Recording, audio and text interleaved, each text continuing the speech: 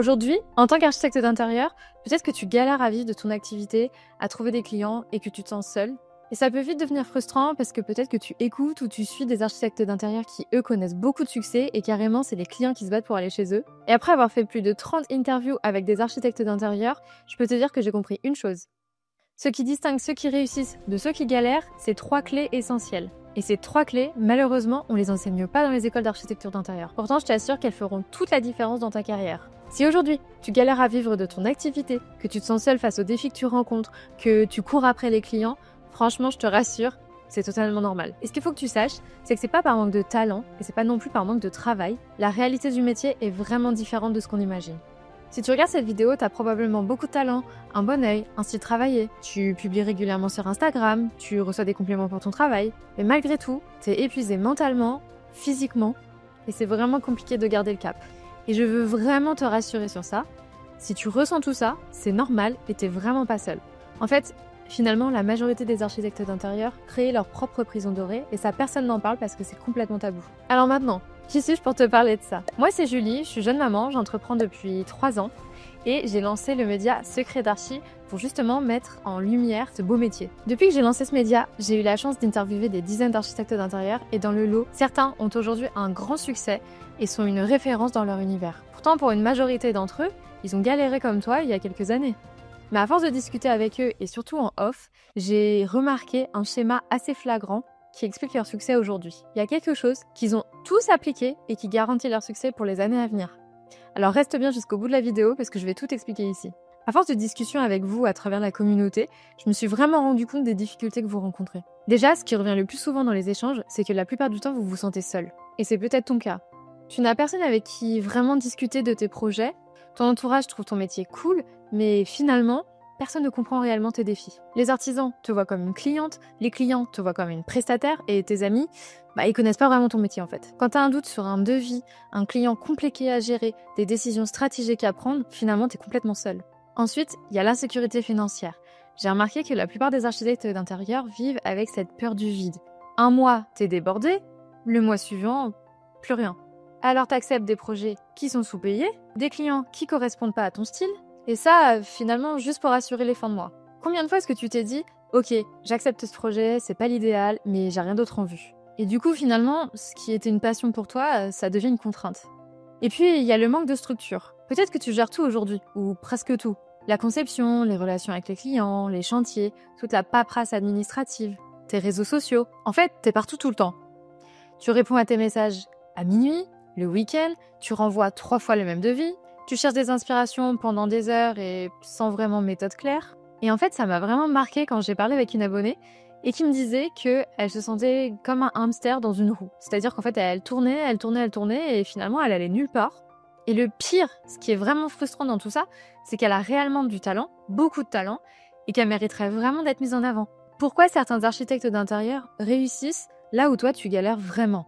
Est-ce que tu t'es déjà posé la question, ok, est-ce que j'ai du talent? Est-ce que ma place est en agence? Et en fait, si tu te reconnais dans ces situations, c'est important que tu saches que c'est pas ta faute. Personne ne t'a appris à gérer une entreprise.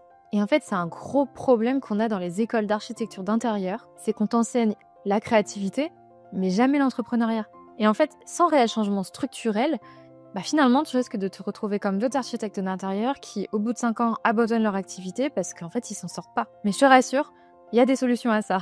Et si tu appliques ce dont je vais te parler juste après, il y a de grandes chances pour que tu prennes un chemin beaucoup plus vertueux sur le long terme. Comme je te disais, cette dernière année, j'ai eu l'occasion d'échanger en off avec beaucoup d'architectes d'intérieur qui cartonnent. Et en fait, j'ai identifié 3 clés qui font toute la différence. Et attention, la 3e est de loin la plus déterminante pour ton succès. Donc, la clé numéro 1, c'est d'avoir une mentalité d'entrepreneur. Sans structure entrepreneuriale, ton talent, il ne sert à rien. Combien d'architectes d'intérieur talentueux finissent par détester leur métier? Franchement, beaucoup trop. Et pourquoi? Parce que l'inspiration et la créativité ont besoin d'espace pour s'exprimer. Et sans système efficace, sans procédure claire, sans limite définie, tu te retrouves constamment en mode survie, à jongler entre 1000 tâches et à répondre aux urgences. Et la créativité devient finalement une contrainte et non une joie. Véronique Cottrell, que tu connais certainement, et son mari François avec qui elle travaille, me disaient d'ailleurs que c'est en structurant l'entreprise que Véronique a retrouvé sa liberté créative. Aujourd'hui, elle bloque des plages horaires bien déterminées dédié à la conception et sans interruption. Et en fait, c'est possible uniquement parce que tout le reste est optimisé. Et la réalité, c'est qu'un bon architecte d'intérieur, qui a son agence, c'est avant tout un bon entrepreneur. Et c'est vraiment un constat que j'ai réalisé à maintes reprises. Ceux qui ont réussi ont cessé de se voir comme de simples créatifs. Ils ont développé une véritable mentalité d'entrepreneur. Et pour passer d'artiste à chef d'entreprise, il faut d'abord prendre du recul et appliquer des bases qui sont saines. D'abord, mets en place des processus qui sont clairs. Le secret des plus grosses agences, c'est qu'ils ont mis en place des systèmes qui travaillent pour eux. Premier contact, débrief client, présentation du projet, suivi du chantier, clôture du projet. Tout est processisé. Ça leur permet de gagner du temps, gagner plus d'argent, forcément, et surtout, passer leur temps uniquement sur leur zone de génie, c'est-à-dire en général la partie créative. Et l'avantage des process, c'est que tu vas les faire une fois et tu vas pouvoir capitaliser dessus pendant des années, voire des dizaines d'années. Ensuite, en deux, entoure-toi de modèles. Les architectes d'intérieur qui marchent cherchent activement le contact d'autres entrepreneurs et pas seulement dans leur domaine. Toi, t'es architecte d'intérieur, avec du talent certainement, un goût travaillé, mais finalement, on t'a jamais appris à vendre, à recruter, à gérer une équipe, à processiser, automatiser, déléguer, communiquer sur les réseaux, bref, j'en passe. Et en fait, le meilleur moyen d'apprendre, c'est de t'entourer de gens dont c'est le métier. C'est là que toi, tu vas progresser et aller plus vite. Et troisième base, valorise ton expertise pour ce que ça vaut vraiment. Tu vends pas simplement des heures passées à dessiner ou chiner du mobilier. Toi, ce que tu vends, c'est un changement radical du quotidien de tes clients. Leur salon va devenir un lieu où ils aiment enfin recevoir. Leur chambre, un refuge qui les apaise. Leur cuisine, un espace fonctionnel qui finalement change leur rythme de vie. Et tout ça, c'est le fruit de ton regard, de ton expertise, de toutes ces années d'apprentissage, de ton goût affûté. Et en fait, finalement, ça vaut plus qu'un simple prix au mètre carré. On en vient au point numéro 2.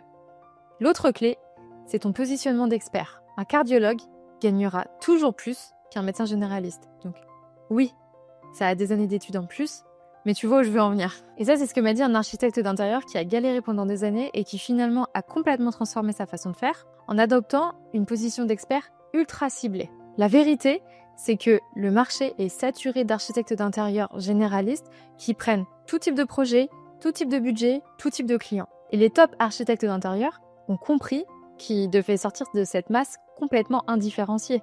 Un bon positionnement te permet d'attirer les bons clients, être une évidence pour eux et facturer beaucoup plus cher. Donc maintenant, comment faire? Donc déjà, définis ton client idéal. En voulant plaire à tout le monde, finalement on plaît à personne et pourtant c'est ce que font la plupart des architectes d'intérieur. En ciblant précisément ton client idéal, tu sauras exactement à qui t'adresser et surtout, le plus important, comment lui parler. Quand tu regardes les meilleurs, Charles Hanna, Pierre Jovanovic, Jacques Grange, Jacques Garcia et j'en passe, ils ont tous un client idéal qui est évident.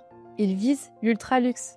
Et ces meilleurs architectes d'intérieur savent exactement qui ils veulent servir. En fait, il faut que tu trouves ce qu'on appelle ton persona client. Comme ça te permettra de parler directement à ces clients dans ta communication. C'est aussi important de connaître ton projet idéal. Tu ne sais pas ce que tu veux exactement attirer comme projet, tu vas tout prendre et tu vas t'épuiser. Un projet idéal, c'est pas juste une belle maison ou un budget séduisant.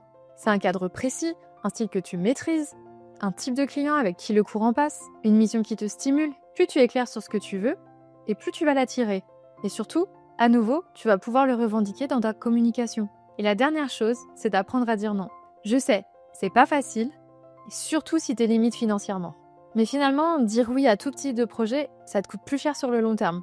Ton temps et ton énergie sont des ressources qui sont hyper limitées.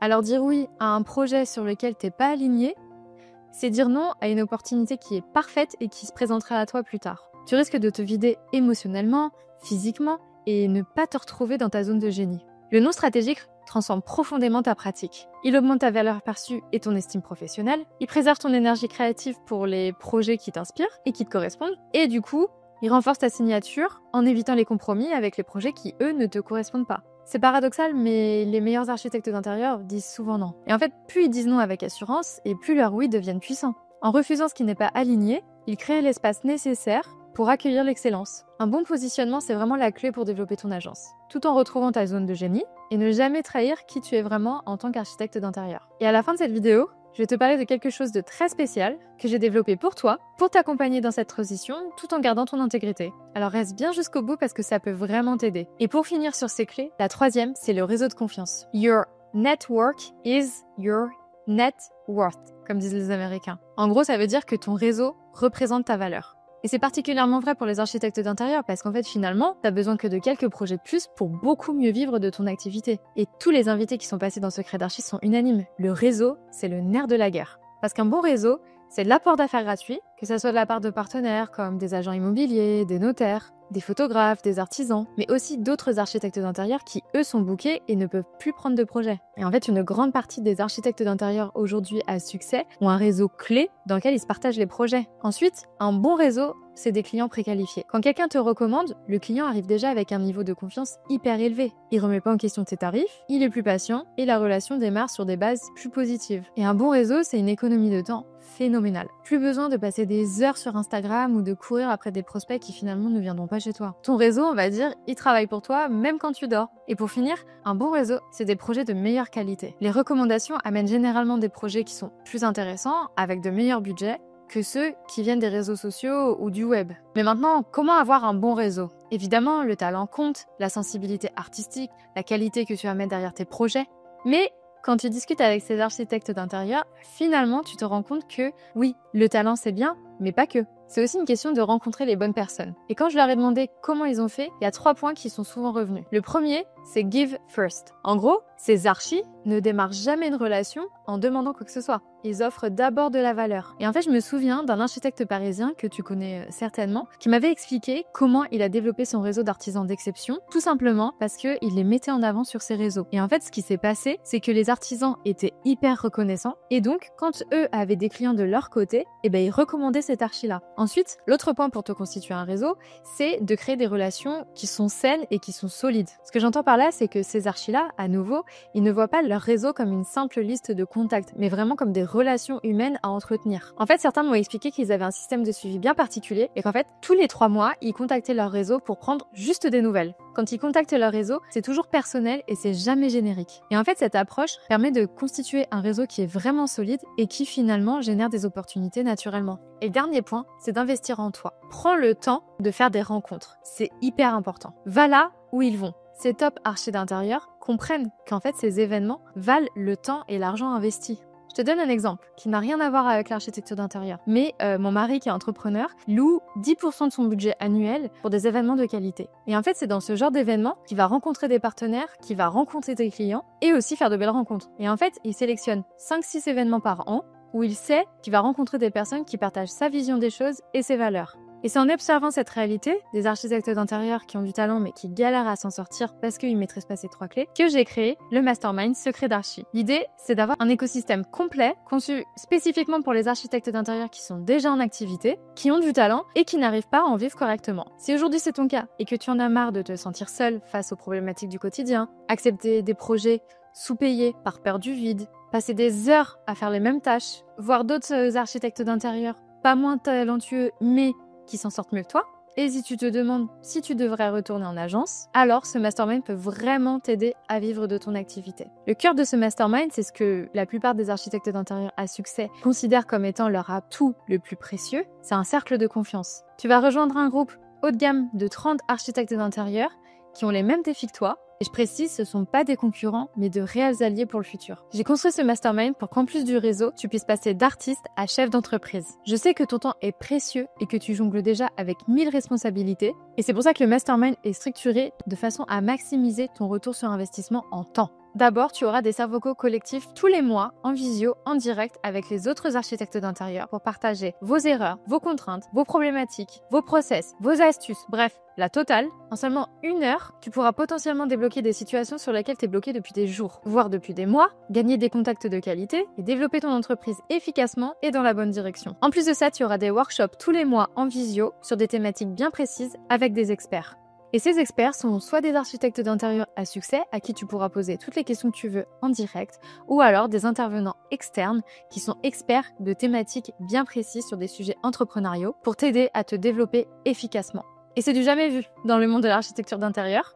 Et ça peut te permettre de prendre une réelle avance sur les autres pour te démarquer dans ce marché qui, on le sait, est quand même vachement saturé. Si tu rejoins ce mastermind, tu ne seras plus jamais seul. Tu auras accès à moi et à toute la communauté pour t'aider et te soutenir dans ton développement. Mais c'est pas tout, parce qu'en plus de ça, tu auras un accès exclusif et offert aux événements privés secrets d'Archi dans des lieux d'exception. C'est 2 fois dans l'année et c'est le meilleur moyen de réseauter et de tisser des liens avec des pairs. Comme le dernier événement qu'on a fait dans les bureaux de création de Pierre Gonalon. Et d'ailleurs, le premier est prévu dans les prochaines semaines. J'aimerais t'apporter 2 précisions. Premièrement, les inscriptions sont limitées. On limite le mastermind à 30 personnes et on fermera les portes une fois qu'elles sont prises. Et deuxièmement, ce mastermind n'est pas pour tout le monde. Il n'est pas pour ceux qui débutent complètement, ceux qui sont encore en formation, en études ou qui n'ont pas encore lancé leur agence. Il n'est pas pour ceux qui cherchent une solution miracle sans effort. Et il n'est pas fait pour ceux qui ne sont pas prêts à remettre en question certaines de leurs pratiques. En revanche, il est spécifiquement conçu pour les architectes d'intérieur qui sont, eux, déjà en activité, même depuis peu, ceux qui ont du talent mais qui n'arrivent pas à en vivre correctement, ceux qui sont prêts à investir du temps et de l'énergie pour développer leur activité, ceux qui valorisent l'échange et le partage avec leurs pairs, et ceux qui veulent passer du statut d'artiste à celui d'entrepreneur. Et si tu te reconnais dans ce que je viens de décrire, si tu es prêt à sortir de l'isolement, à structurer ton activité, à affirmer ton expertise, et si tu veux enfin vivre pleinement de ton talent avec des clients qui te valorisent à ton juste prix, alors la prochaine étape est évidente. Rejoins le Mastermind Secret d'Archi. Alors si tu as envie de prendre un nouveau tournant pour ton agence et que ça te parle, je suis vraiment contente de t'annoncer que pour ce lancement, on fait moins 50% de réduction. Alors si tu veux vraiment transformer ton activité et prendre de l'avance sur les autres, c'est le moment de te lancer et maintenant. Parce qu'après, on fermera les portes et on avancera dans le Mastermind. En tout cas, j'espère que cette vidéo t'aura vraiment aidé à y voir plus clair et te donner les clés sur lesquelles tu peux vraiment te développer pour ton agence. Et évidemment, si tu as envie de nous rejoindre, n'hésite pas à cliquer sur le lien en description tant qu'il reste des places.